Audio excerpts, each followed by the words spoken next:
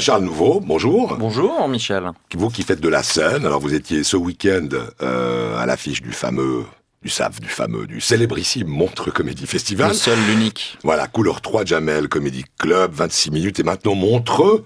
Vous ne cessez de monter, votre carrière avance. Oui, mais je fais plus 26 minutes, Michel. Ah bon ? Non. Non, parce que en fait cette année j'avais décidé d'arrêter l'émission pour passer plus de temps à Paris. Et les deux Vincent étaient assez d'accord avec moi, puisque juste avant que moi j'envoie un mail pour dire que j'arrêtais, ils m'ont envoyé un mail pour dire que j'arrêtais. Donc on était raccord là-dessus. Mais vous arrivez à en rire, c'est bien ça. C'est un peu la semaine du rire en ce moment, Michel, et c'est bien qu'on rigole un peu en cette fin d'année 2016, parce qu'entre la guerre en Syrie, les attentats du 14 juillet... et le Portugal qui remporte l'euro, non franchement c'était difficile. Et puis il y a Trump, n'est-ce pas, Donald Trump, qui en chagrine plus d'un. Oui, mais au début Trump c'était marrant, hein. C'était il y a 6 mois, quand on écoutait un orang-outan raciste à perruque nous promettre qu'il allait être président des États-Unis, on a tous rigolé. C'est comme ça l'humour, hein. Tant qu'on est dans le monde de l'hypothétique, c'est très drôle. Moi, si un pote me dit regarde, je vais me mettre un cactus dans le cul, je vais mais arrête, t'es con. Sacré Zen Dali. Mais si 10 secondes plus tard, faut appeler une ambulance, ça casse l'ambiance.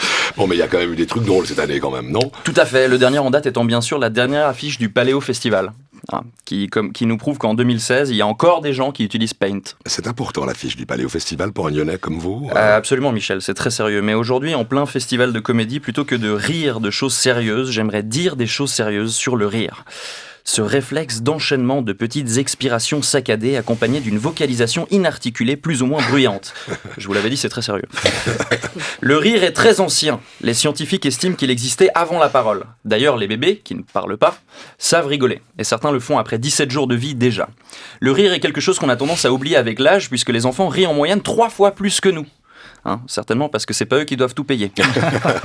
Il a aussi été établi que les femmes rient en moyenne un peu plus que les hommes. Certainement parce que c'est pas elles qui doivent tout payer. Ça typiquement, c'était de la misogynie. Colline de Sénarclin est en train de réagir. Oui, elles tous.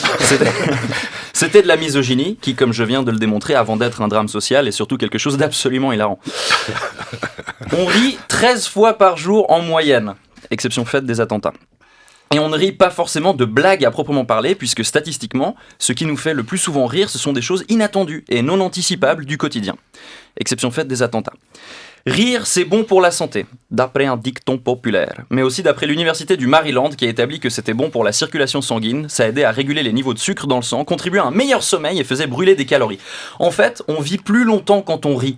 Et c'est d'ailleurs pour ça que Michel voulait qu'un humoriste soit là à chaque émission, il sent qu'il se rapproche de la fin. Enfin, vous serez heureux d'apprendre qu'on est plus attiré par les gens qu'on voit rire. Ça veut dire que non seulement femme qui rit à moitié dans ton lit, mais si tu veux l'autre moitié, il faut que tu rigoles aussi.